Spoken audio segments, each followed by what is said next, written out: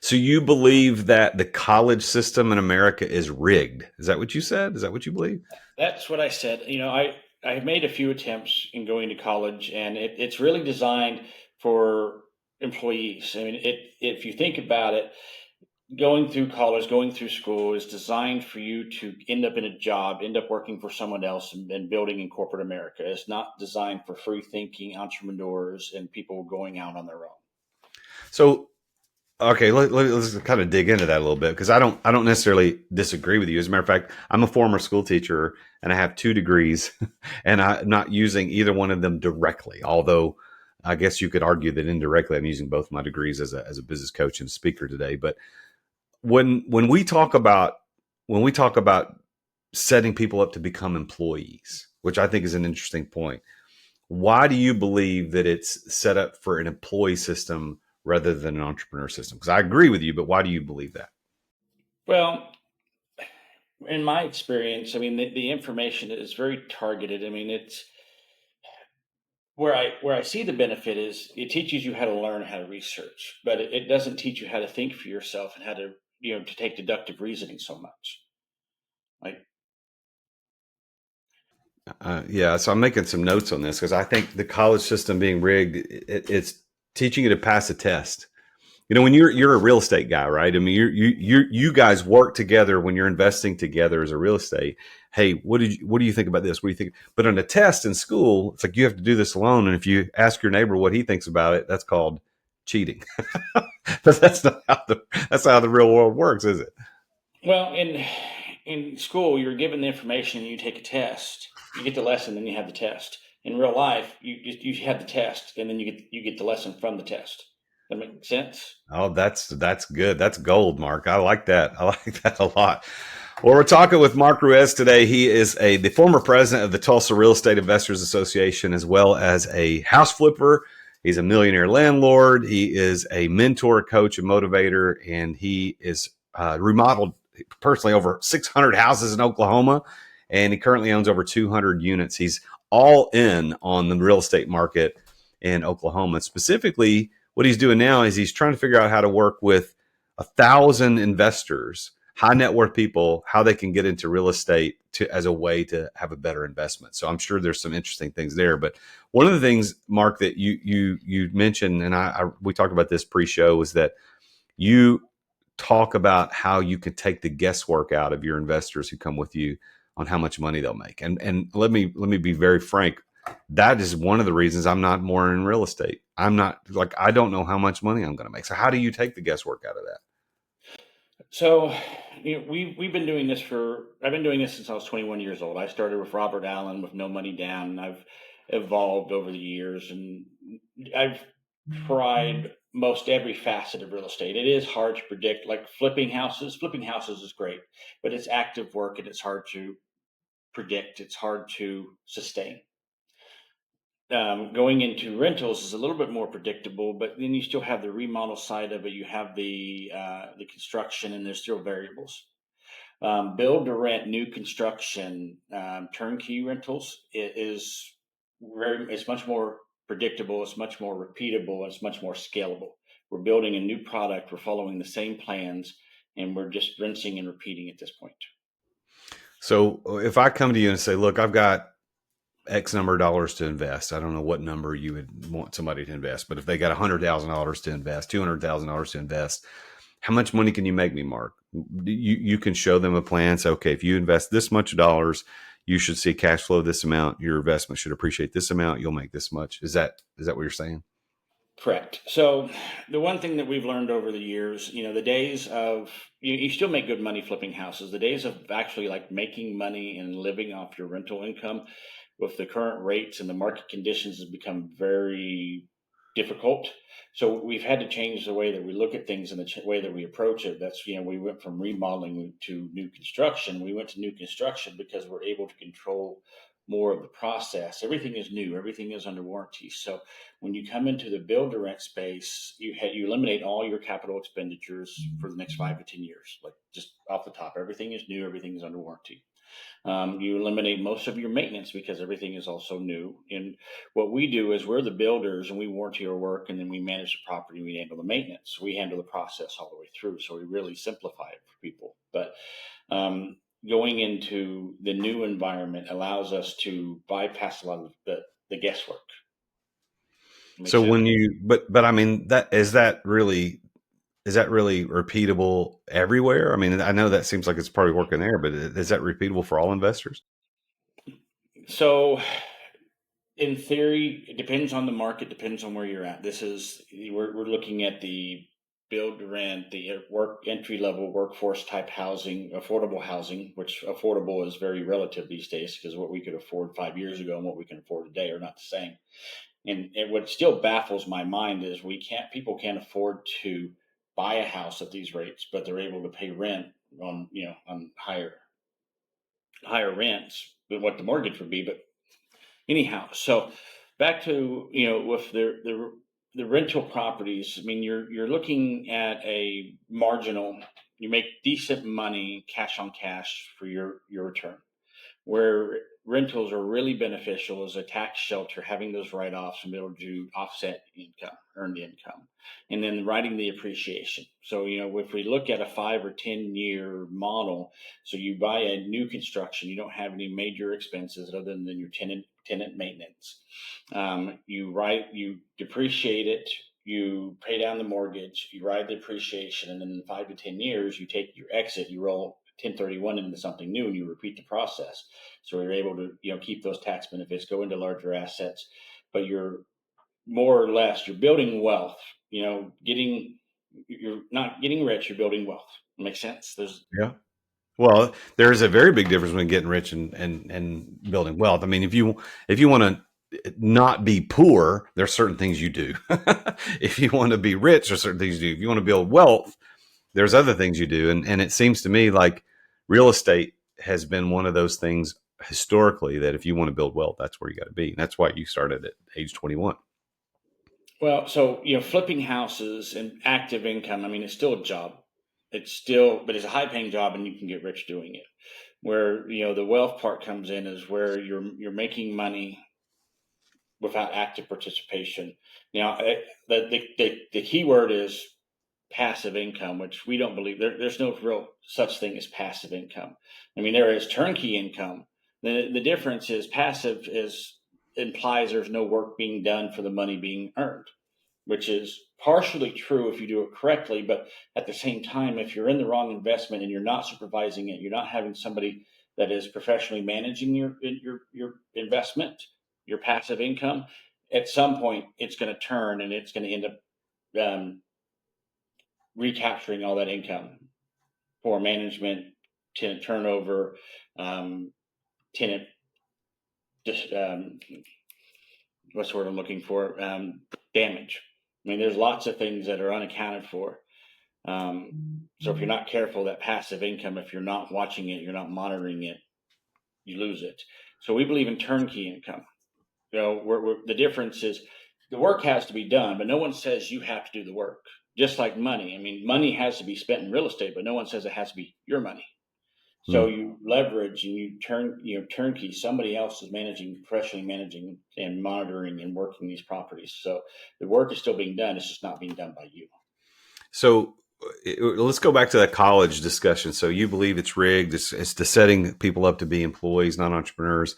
Is there a place where people can go to learn how to do this turnkey income, passive income, real estate in college? I mean, is there? It would seem to me like learning on the job is always better, but could we design programs to teach kids coming out of high school how to get into real estate the real way? I would like to think so. I mean, we're working, and this is why we put together Rugged Real Estate in our mastermind. Is we're working to help um, investors understand this process. I mean, the building process, once you understand it, is very simple and very predictable, very repeatable, and very scalable. The same is true on the turnkey side. Is once you buy in and you're investing and you're working with providers, professional management. You're just rinsing and repeating the process. So yes, there is a way to systematize it and provide the information. It's just a matter of um, being taught publicly and Yeah. getting. So you've got the ruggedrealestateinvestors.com, ruggedrealestateinvestors.com, which is a mastermind of people to get in and learn how to do this. Are you suggesting that this is something that somebody could come with no experience right out of high school, maybe dropped out of college, that they could do it, or is this designed for a more sophisticated investor? I'm not saying they couldn't do it, they can't do it. I mean, I did it. It's very possible. Yeah, you Um, did. but our target demographic currently is having some level of experience and some level of resources that are able to come in and do something. Because, like I said, no one says it has to be your money invested in real estate, but there has to be money. You have to have access to money and have some resources. So, I'm not saying that you can't start from nothing working from the way up, but it is more challenging. Now, the caveat to that is building the right relationships, being in the right rooms, and networking with the right people. And isn't that the beauty of the mastermind itself? I mean, that is getting in the right room, being around the right people, knowing that there's an aspiration. And I think that, I think to a degree, if we want to go back to our college discussion, is that I think to a degree, college can provide some of that. Like you can get around people and be exposed to new ideas that you wouldn't have otherwise been exposed to, which may have been part of the benefits of the college experience. But what you're learning in the classroom isn't really as beneficial as maybe getting in the room with the people that you want to be like and learning from people who've done it and say, okay, can I do it? And what's funny about this, Mark, is that I had a former employee of mine who had a degree in entrepreneurship. And he was, out of all the people who worked for me, probably the least entrepreneurial. Now, that doesn't mean he was a bad employee. As a matter of fact, it was quite the contrary. He was a great employee. But a degree in entrepreneurship, like what? Who taught the classes? Who's doing that? I mean, did they ever start a business? And so, if you went and got a degree in real estate investing, did you get a degree from somebody like you who's built a multi-million-dollar net worth on real estate, or did you learn it from a guy who's just teaching it? I think that's, you're right. We got to get in the right rooms, and I think masterminds are probably a better way to do it than in the college. So, tell us a little bit more about rugged real estate in the mastermind. Let's take a quick break to thank our amazing sponsors for making this podcast possible. Hey, listeners, a quick message here about something that's been a game changer for my business, and that is Dubb, spelled D-U-B-B. I have been a loyal user of Dubb since they started. I think it was back in 2017, 2018, and I can't say enough good things about their video email platform. With Dubb, I can send personalized video emails that let my energy come through, making every message more engaging. And whether I'm introducing myself to a prospect, connecting people, which is one cool thing that I do with it, or sharing important updates with my clients, Dubb makes it easy and effective. It brings the personal back to sales. Now, here's the best part. They are one of my sponsors of this podcast, and without them, I wouldn't be able to bring this amazing content I bring to you every single week. Because they're a sponsor here, they're offering a special deal just for my listeners. You can head over to therealjasonduncan.com/Dubb.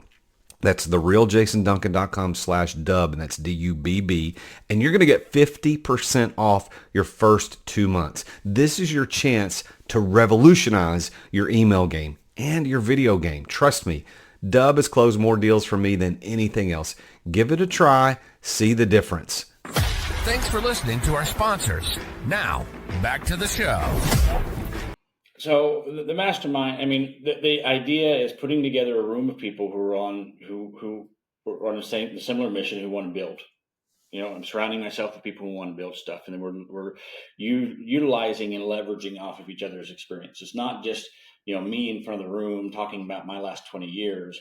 You know, there's collectively 100+ years of experience in the room. So we're, you know, may not have the same experience, may not have the design and the blueprint of the building, but there's so many other variables and so many other lessons, life lessons that are learned. And there's the obstacles. You still have all entrepreneurs, all investors have the same fundamental problems. Now they come in different appearances, they're dressed differently, but fundamentally they're all basically the same. And what we offer as a collective is a third party perspective on how to, when you're grinding and you're working and that you're in front of that obstacle, it looks like a boulder. But from a third party, you can see that it's just a minor change, a little 2 millimeter adjustment that can get you past that. Having being on the other side and not actively grinding on it, we can see things differently, and we offer a different perspective. And that's 100% right on point. So for the listeners out there that are considered what a benefit of a coach is, or benefit of a mastermind, what you just listed is exactly what it's right. It's about perspective, because where you're going, you're on a certain path. You look and what you think is a boulder. That's a person with a different perspective is like, hey man, if you take 1 inch step to the right, you're fine. Like it's that easy, man. You just do it where you can't see anything past this obstacle in front of you. That's why masterminds are great. I love that you're doing that. When you started at 21, you said you started in the real estate game at 21. Did you immediately know to join a mastermind? I mean, 20 years ago, these weren't as popular as they are today, but was there something that helped you? I I was watching late night infomercials, and there was Yep. Robert Allen with No Money Down. It was that, or I think there was George Foreman Grill and Little doing some Hi, exercising. master. So I went and I went to a seminar. They had at the Marriott. They had a little afternoon event. You sign up, and then you do a 3-day boot camp, and that was a couple $1,000, which was at the time was a lot of money. And then I joined their Enlightened Millionaire Institute, and I just dove into the world. Like I at 21, and I had already tried college. It didn't go so well for me. I had a little too much fun, and we decided that I needed a break. And I tried. I went to college. I got kicked out twice and dropped out the third time. Like I chose real estate. Like I look at my options. I can spend $50,000 to $100,000 to go get a degree, to go get a job that makes $80,000 a year, or I can spend $50,000 and learn this skill, learn real estate, and have a real chance of building wealth. And millions of dollars and hundreds of deals later, I think I made the right choice. So when did you crack the $1 million mark as a either an earner or a net worth? Um, so I was 31, so it took 10 years. Wow. So 1 decade. Let's look at this, people. You could have gone to college and stopped partying and actually got the degree. You could have got the degree, spent $150,000 on that, and then got a job making probably a third of what you spent. Let's be real, right? A third of what you spent, and it would have taken you the next decade or more to just pay off the debt and not creating any wealth. Or you could go invest $50,000, a third of what it, and learn from other mentors, masterminds, et cetera, like you did. And then within a decade, instead of having debt to pay it off, you have $1 million in the bank, or not necessarily in the bank. We don't keep it in the bank, but you know what I mean? Like you got $1 million in net worth. I think the option there that is option B. Let's take option B. Now, questions about, I got some questions about your success in this. You've obviously become, or you started something at 21, and you're 41 now, right? You've been doing this 20 years. Right, 20 years. So you've been very successful. It only took you a decade to get to that $1 million mark. And now there's another decade's passed, and I'm sure it's even better now. I'm like, what is that one key that helped you unlock success? Like, if you had to narrow it down, like this one thing helped me be successful in real estate, what was it? If I have to pick one, relationships, networking. Wow. I joined the RIA. I went to the RIA as a kid that knew nothing and attached myself to people who were doing what I wanted to do. And we, as a result, made millions of dollars based on those relationships that I built in that room. And you were you were president of the Tulsa Real Estate Investors Association at some point. Years down the line. I joined the club in like 2011, and I became an elder, so to speak. Just seasoned investor who was on the board, and then there was unfortunate health issues with the president at the time. In 2017 is when I took over In 2020 is whenever 21 is whenever I passed the baton. So I spent about 4 years in the president's role. And how do you, so talking about success, everybody's got different definitions. How do you, Marc Ruiz, how do you define success? It's funny how that's changed over the years. When I Yeah. was younger, when I started, it was about how much money do you make? How many houses do you have? How busy are you? I used to think that my phone ringing all the time and me just being like super plugged in was success. And at some point, and it's actually, I take this back, it was after my daughter was born, because I'm a workaholic. I work 16, 20 hours a day for well over a decade. Like, I put into work. Nowadays, what I consider success is time. Like, I control my schedule. I control my time. Up until my first daughter was born, and I know the moment that it changed is my wife said, "You can work weekends or you can be married." And I said, "I'll get back to you on Monday." And she didn't think it was funny. No, that would not be funny. It's But funny now. Wasn't funny then. it's funny now. But yeah, it dawned on me. It's like, what's all the money in the house is worth if you're dead or by yourself? So my answer to that question, what is success? My success is living my life by design. I work more than most working people, but I'm more retired than most retired people. I control my schedule. I work when I want, where I want, how I want. And my life revolves around my kids. Like, I take off. I take my kids to school. I pick them up from school. I go. I don't miss performances. I mean, we just had recital season. I was at every freaking dress rehearsal there was. My daughter's cheerleader. I don't miss games. How old are your kids? 3 and 7. Man, those are interesting and fun times, dude. They go so fast. My kids are 24 and 21 now, so enjoy those times, man. Well, so you define success. If you like, call that down to one sentence, what would you say success is? Just so that we're clear on what you believe it is. Time. Time. All right. So now, if you believe that success is time, do you consider yourself to be successful? Yes. Nice. Nice. Now, I want to give you the opportunity to put your consulting hat on. You've been very successful in 2 decades in real estate. Got a lot of entrepreneurs listening to the show. What is your best piece of advice? What would you say? Do this and you're going to be great. What's that best piece that Marc could give?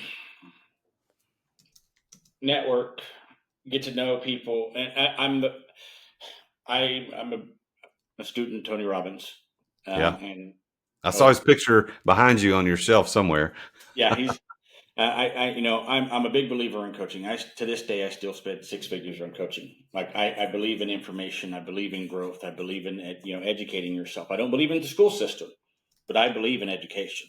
Like, absolutely. I've been in part of more masterminds. I mean, I believe, and Robert Allen taught me this.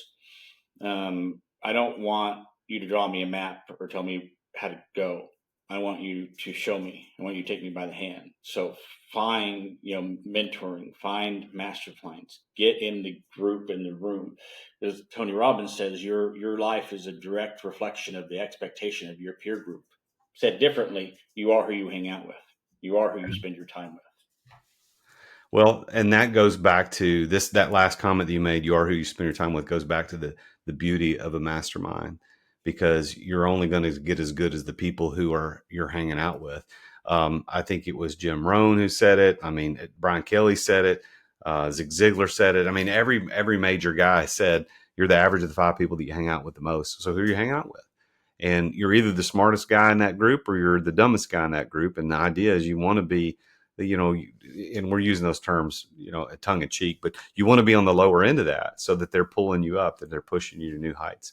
Well, So and if you do top out, I mean, there's nothing, not to say that there's not benefits to being in the room, but it is time for you to go to the next room.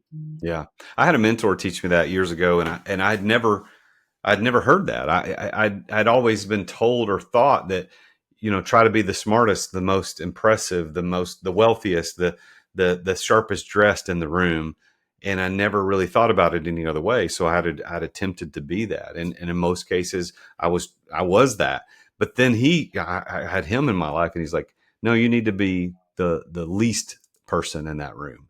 Because if you're the smartest person in the room, you're in the wrong rooms, because you're never going to outgrow. You can't outgrow that room. You're already above it. Like, you can't outgrow it. So ruggedrealestateinvestors.com is how you can get in touch with Marc and look at his way to get an education in real estate. And I agree with what you said earlier, Marc. You can't, we believe in education, just not the traditional education route, because the college system is rigged.